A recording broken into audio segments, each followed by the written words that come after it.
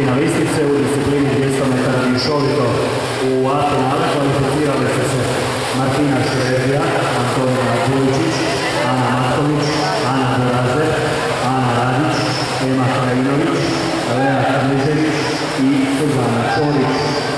U B finale kvalificirali su se Nika Radetić, Iva Markić, Dora Ković, Nika Supina, Diva Kovač, Tonka Krstić, Vicenca Riović i Magdalena Volar. U C finale kvalificirali su se Marija Kardum, Meri Mataja, Lea Gerard, Eva Stanković, Marija Rarić, Nova Brnad, Pavla Marinković i Maja Sigur. Molimo da vedate klubova, da eventualno odjave iz poslijepodnevnog finala prijave kod zapisnika do 11 sati i 3 minute.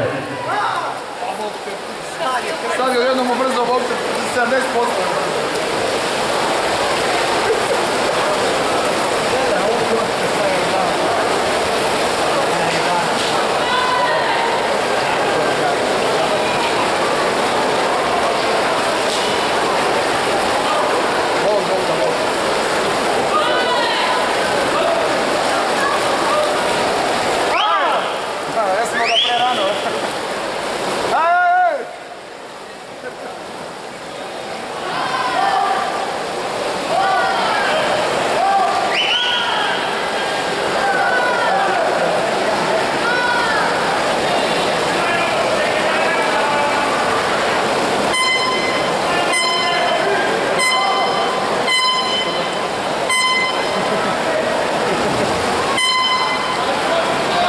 Na sastavu su spremljeni vađu posljednje četvrte kadetske grupe za disciplinu 200 metara mješovito.